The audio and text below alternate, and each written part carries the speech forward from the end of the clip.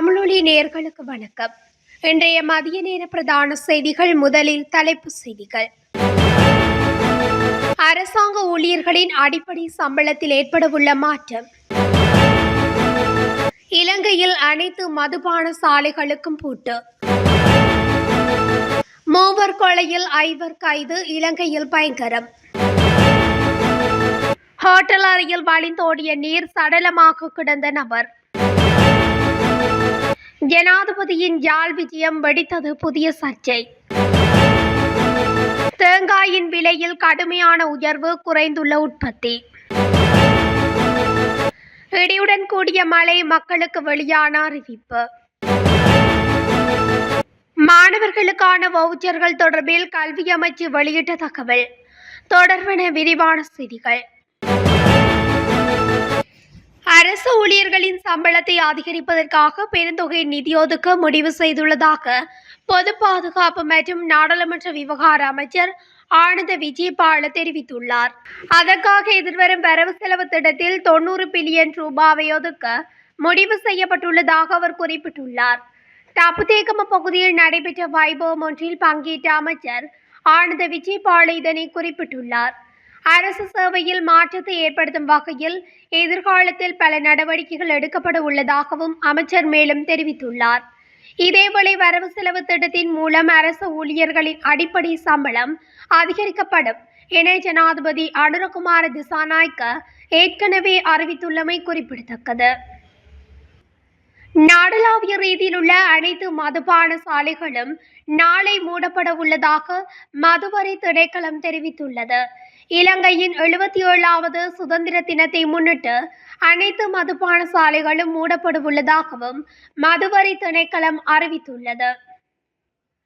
அம்பலாந்தோட்டை மாமண்டல பிரதேசத்தில் நேற்றைய தினம் 3 வெட்டி கொலை செய்யப்பட்ட சம்பவம் தொடர்பில் 5 பேர் கைது செய்யப்பட்டுள்ளதாக போலீசார் தெரிவித்தனர்.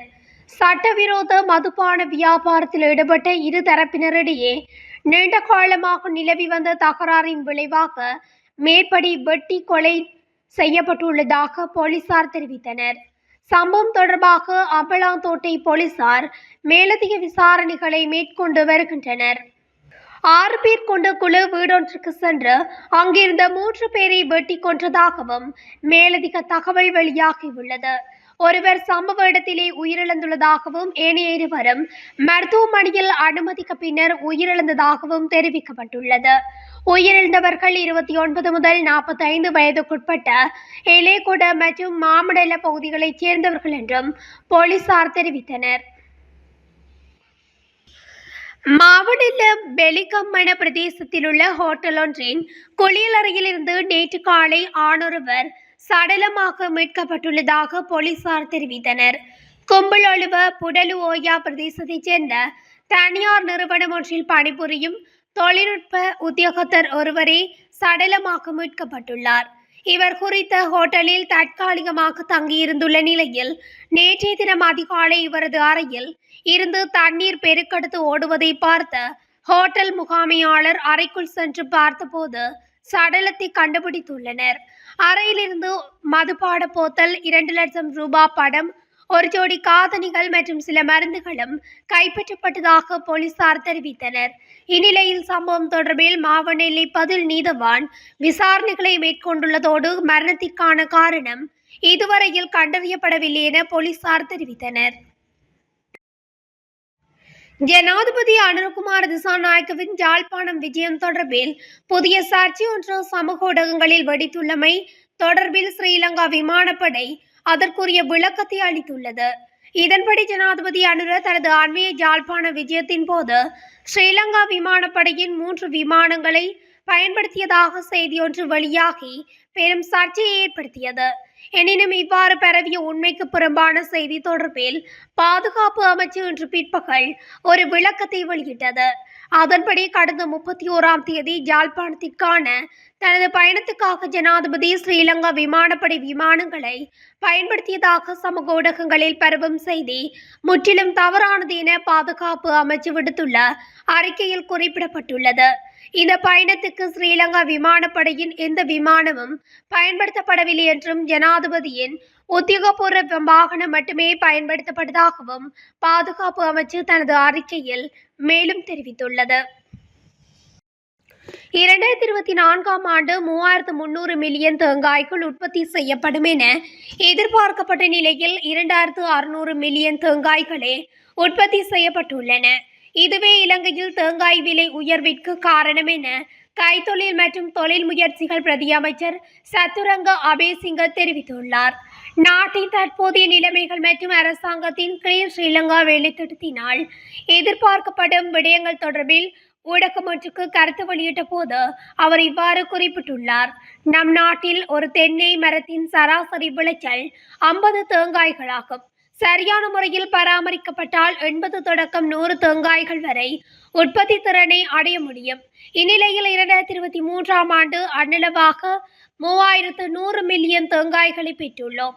இதன்படி 2024 ஆண்டு 3300 மில்லியன் தேங்காய்கள் உற்பத்தி செய்யப்படும் என எதிர்பார்க்கப்பட்ட போதும் 2600 மில்லியன் தேங்காய்களே உற்பத்தி செய்யப்பட்டன. இதுவே இந்நிலைக்கு காரணமாகும். இந்த நெருக்கடி 2-3 மாதங்களில் தோன்றியதில்லை என்பதை மக்கள் புரிந்து கொள்ள வேண்டும்.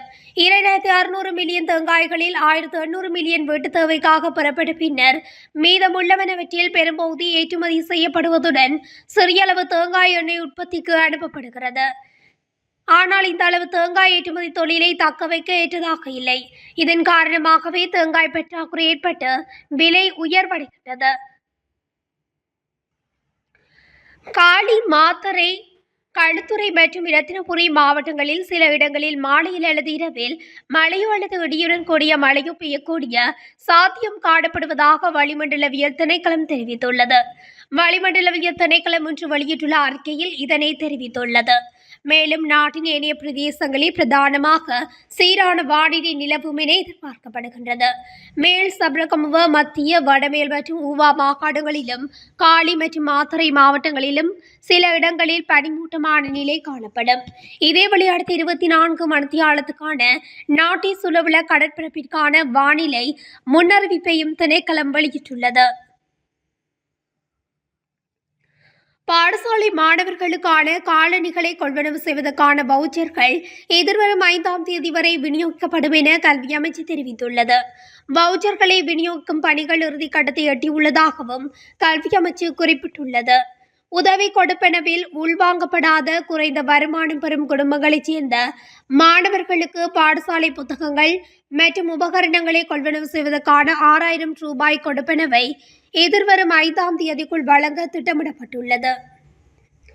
இத்துடன் தமிழொலியின் இன்றைய மதிய நேர பிரதான செய்திகள் நிறைவடைகின்றன. தொடர்ச்சியாக செய்திகளை அறிந்து கொள்ள தமிழொலி ஊடகத்துடன் இணைந்திருங்கள். நன்றி, வணக்கம்.